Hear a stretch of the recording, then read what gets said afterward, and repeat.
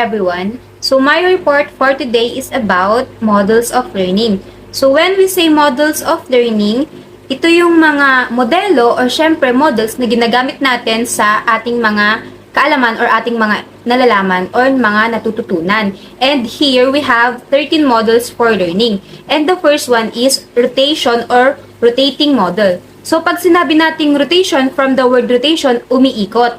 And pag naipasok siya or na-connect siya sa learning, rotation model means na yung mga student or us student is nagro-rotate tayo sa different types or different strategies ng learning. For example, different learning stations siya like offline learning or online learning. And the second one naman is flex model. Pag sinabi naman nating flex model, ito yung type ng learning na blended siya. And yung sinabi dito, pag flex model daw po is may makakapag-choose tayong mga student, makakapag-choose tayo ng mga different learning resources natin or learning strategies natin kung saan tayo kukuha ng parang fact-checking, ganun. Kung saan tayo kung saan tayo mag-depend, kung saan tayo mag-reference, parang ganun. And the third one is enriched virtual model. So, enriched virtual model, a course or subject in which students have required face-to-face learning sessions. So, pag sinabing enrich, syempre ito yung talagang buo or talagang marami tayong natututunan and talagang tinuturuan tayo mabuti, talagang binabantayan tayo ng mga nagtuturo sa atin. Kaya nga, pag sinabing enrich virtual, ito yung talagang kailangan face-to-face, kailangan personal yung pagtuturo and yung interactions ng teacher at ng student. And the fourth one is lab rotation. Pag sinabi namang lab rotation, it is a blended learning model that applies primarily to schools. It involves the instruction taking place in a computer lab. So pag sinabing lab rotation, from the word lab, syempre dito nga papasok yung nabanggit na computer laboratory, pwede rin sa science laboratory. Ito yung kung saan ang learning lang, centered yung learning or yung natututunan natin or itinuturo sa atin is centralized siya sa learnings about laboratories. And the fifth one is online driver model. Online driver model, this model is the complete opposite of a traditional face-to-face instructional environment. Students work from remote locations. So, pag sinabi naman nating online driver model, from the word online, syempre, hindi siya face-to-face. Hindi rin siya, kaya sinabing opposite siya, complete opposite siya sa traditional na face-to-face kasi nga, online driver, ito yung nangyayari yung learning through, through online. Through, sabihin natin, Gmeet, Zoom, yung mga ganon. Doon na pumapasok yung mga ganong type ng learning. So, the sixth model is the a la carte model. And when we say a la carte, ito yung kung saan, for example, ang isang estudyante is meron ng total of 9 subjects and gusto niya pang magdagdag ng isa na gusto niyang matutunan and gusto niya itong i-take ng face-to-face, yun yung meaning ng a la carte model. Na kung saan, syempre, connected pa rin ito sa tinitake niyang path or program. And the seventh is flip model. Pag sinabi naman natin flip model, ito yung complete opposite ng face-to-face na sessions or face-to-face models, learning model. Kasi ang flip model is para siyang hindi siya centralized sa online class, pero ang mangyayari kasi sa learning na to or sa model na to is mape-prepare ka and hindi ka mamamadali, magiging ready ka sa kung ano mang magiging session nyo or magiging topic nyo for the other day or for the next days kasi parang i-ready ka na online ng iyong instructor or ng facilitator kasi parang for example, bibigyan ka ng isang topic and maaaral mo na to online. So, pag pinurform mo na yun face-to-face is ready ka. So, yun yung kagandahan ng flip model and yun yung meaning ng flip model. And the eighth one is online lab. So, online lab, blended learning model din siya. Tapos, as schools increasingly face tighter resources constraints, the online lab model is a viable option for helping students. So, online lab, ang example po ng online lab is Some elementary and secondary schools in rural areas rely on this model of blended learning as they may have not yung parang sapat na or enough resources or enough informations about what they have to learn. Kaya syempre, mahalaga yung online lab para sa mga rural areas or yung mga remote areas na hindi pa ganun ka-civilize sa, for example, hindi sila ganun ka-civilize sa internet, hindi sila maabot ng connections na hindi ganun kalakas yung connections sa kanila. And so yun, yung naituturo. So the ninth model is blended learning. So when we say blended learning, ito yung also known siya as hybrid learning. Sinabing hybrid learning kasi syempre mataas yung level or iba't ibang level siya. So iba't ibang level siya, and yung blended learning siya yung nasa pinakamataas na level kaya tinawag na hybrid level. And pag sinabi nating blended learning, ito yung syempre from the word blended, halo-halo na or pinaghalo na. Andito na yung online class, face to face, meron din parang student centered, teacher centered, yun yung types of learning na kung saan nakapaloob siya sa blended learning. And the 10th one is individual rotation blended learning. So, yung individual rotation blended learning, implementation in which within a given course or student, example math, students rotate on an individually customized or fixed na type ng learning or subject. Yung individual rotation blended learning, inaalaw niya ang isang student na mag-rotate through stations but on individual schedules set by a teacher.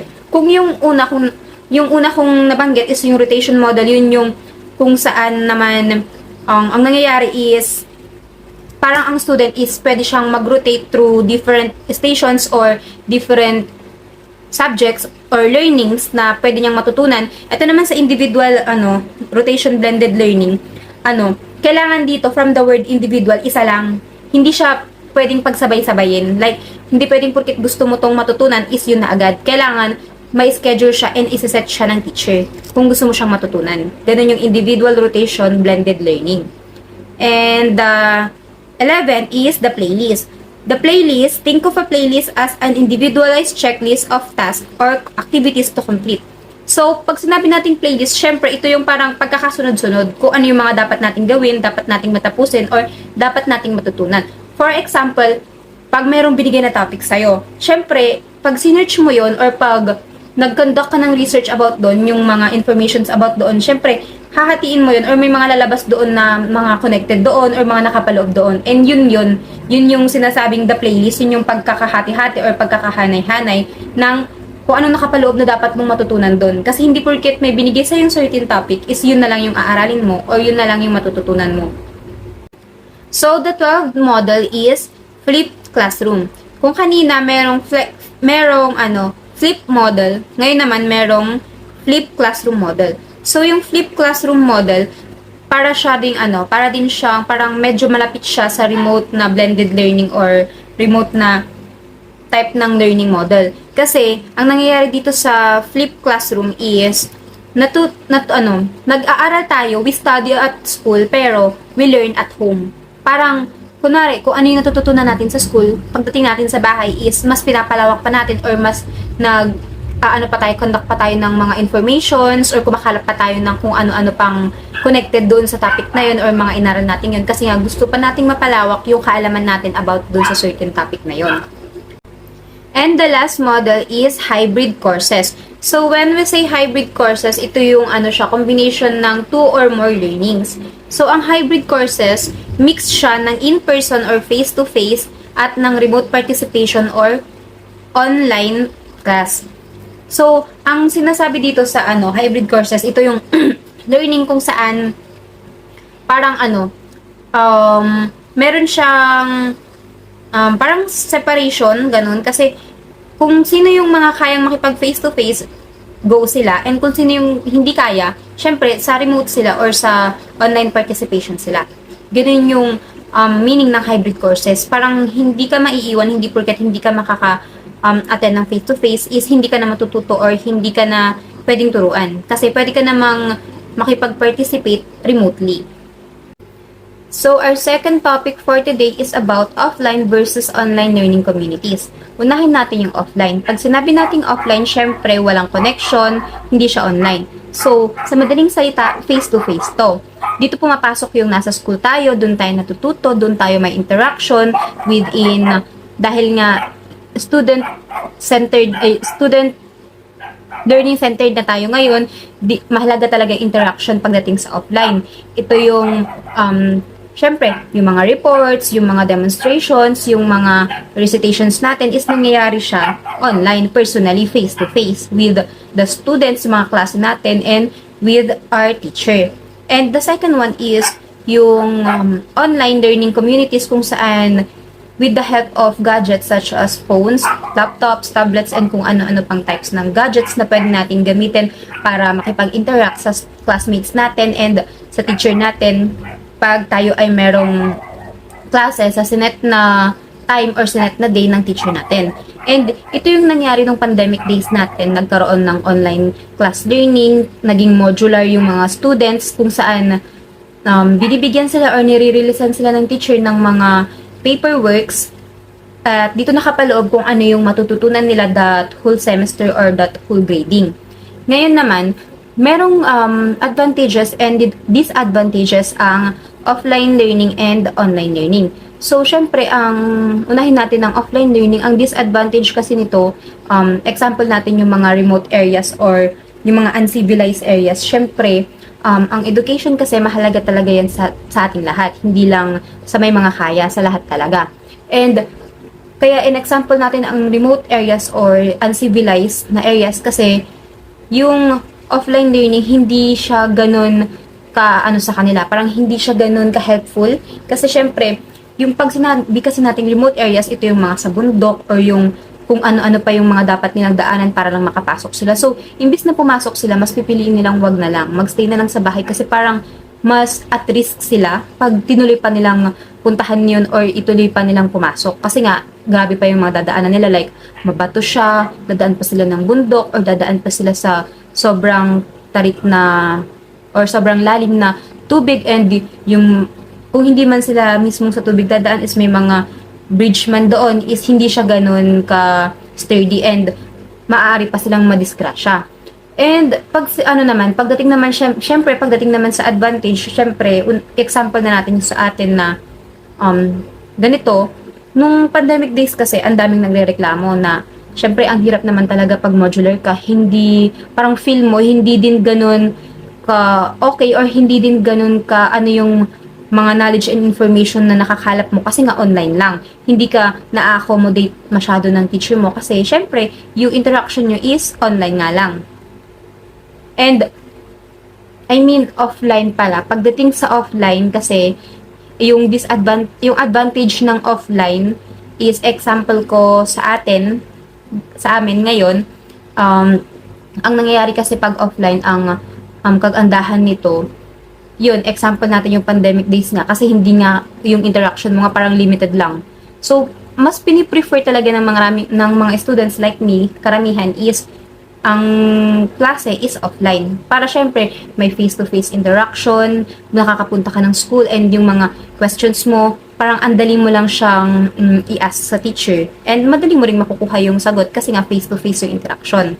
And when it comes naman sa online disadvantage, siyempre, unang-una na dyan yung connection and yung sa gadgets. Then, hindi naman lahat tayo is ganun ka okay sa pagdating sa money kasi nga, hindi lahat merong parang hindi enough yung resources, hindi enough yung kagamitan. So, meron ding mga times na parang mas, hindi sila nakaka-attend sa online class and yun yung parang nagiging number one problem nila and naging number one disadvantage din niya kasi nga hindi naman lahat afford kahit hindi man wifi connection, data connection, hindi lahat afford yon. And ang possible or ang number one din na advantage ng online learning is yung sa mga malalayo na areas. Kung super layo sila or for example, hindi sila makapunta doon kasi nga 'di ba, example natin ng ulan. Once inuulan sa isang lugar, hindi naman ibig sabihin nun is buong lugar ng or parang the whole vicinity is umuulan. Merong mga place na hindi inuulan and may mga place din na okay naman sila. Kaya, pag nangyari ang online learning, syempre, magkakaroon pa rin ng interaction yung student sa classmates niya and sa teacher niya. Kasi nga, pasok pa rin siya, may online learning pa rin siya, may online class pa rin siya. And na-accommodate pa rin siya ng teacher. So, parang yun yung number one na advantage ng online learning.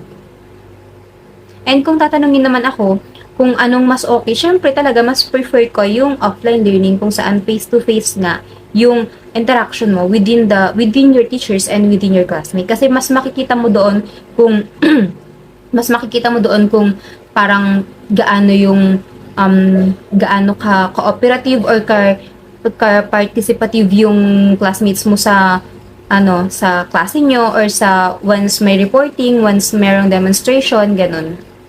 So, our third topic for today is about the definition of online learning communities. So, when we say online learning communities, ito yung online learning community is a group of people or group of online learners who interact with and learn from each other on a digital platform or in person. So, ito yon yung pag sinabi nating online learning community, syempre group siya ng mga tao, ng mga individual, ng mga student, ng mga learner, kung saan nagtitipon-tipon sila and nag-share sila ng informations, ng knowledge nila sa isa't isa. Parang nagbe-brainstorm sila. Para siyang group activity, parang ganun. And in any community, members unite over a commonality such as strengthening their skills through online learning. Ito nga, dahil nga meron silang pagkakaisa, meron silang cooperation, meron silang participation, may unity. So, nakakabuo sila ng yung simple knowledge nila ng isang tao, simple knowledge ng isang tao, once share niya yun sa mga kasama niya, sa community yun, syempre, mas mapapalawak yun. Mas madadagdagan ng parang ideas ng iba pang tao and kasi syempre tayong lahat, tayong mga tao, magkakaiba tayo ng perspective or ng pananaw or ng paningin sa isang bagay. So kung ako, ang paningin ko sa bagay na to is ganito, yung ibang tao, iba yung paningin nila. Kaya mahalaga na nag-share tayo ng ideas and informations para mas mapatibay natin yung or mas madagdagan din natin yung kaalaman natin and yung skills natin is mas strengthen pa siya. And ang kagandahan kasi ng online learning community is, syempre, yun nga, nagkakaroon ng interaction with others, and nagkakaroon ng brainstorming, ng sharing ideas, and may balik siya. Hindi ka lang nagbibigay, nakaka-receive ka rin. And the more, syempre, di ba sabi nga nila, the more you give, the more you receive. And once you give information, syempre, makaka-receive ka rin ng information. May balik din yun. Kasi, ang mangyayari nga doon, brainstorming, pag may inopen kang something like topic, ganun, syempre, meron din silang mga ideas about doon, and yun yung kagandahan nun. Kasi nadadagdagan yung kaalaman mo, like, magugulat ka or ma-shock ka kasi may ganun palang ibang meaning din yun, like yung pagkakaintindi mo lang kasi is narrow lang siya, magiging broad siya because of that community. And ang possible naman na disadvantage ng online learning community is magkakaroon ng conflict yung mga paniniwala nyo o yung mga ideas nyo. Kasi syempre, sinabi ko nga, tayong lahat is magkakaiba tayo ng perspective or pananaw sa lahat ng bagay. And once kasi, meron kasi yung mga times na once may sinabi kang idea is gusto mo yun na yun. And hindi naman pwedeng ganun. Kasi once kasi ganun yung gusto mo, yung mga ideas ng iba or ng community na yun is possible na mag-disagree sila sa'yo kasi nga hindi ganun yung tingin nila doon sa bagay na yon or sa yung hindi ganun yung pagkakaintindi nila. Hindi ganun yung comprehension nila. Kaya, mabuti rin na maganda rin na dapat once merong online community platform or merong ganung nangyayari is dapat open tayo sa kung anumang ideas and informations ang ibibigay sa atin ng ibang tao. Kasi, kailangan nating maintindihan and kailangan din nating malaman at maunawaan at tanggapin na hindi porket ano yung alam natin or pagkakaalam natin sa isang bagay is yun na yun forever and yun lang yun. Kasi nga, hindi lang naman tayo yung may alam, hindi lang naman tayo yung nakakaintindi. So, dapat open-minded tayo sa lahat, open tayo sa lahat ng mga ideas ng ibang tao and dapat yung opinion nila is nire-respect din natin. Kasi, same sa atin, nire-respect nila kung ano yung opinion natin and kung ano yung pagkakaintindi natin sa mga bagay-bagay. And yun lang po.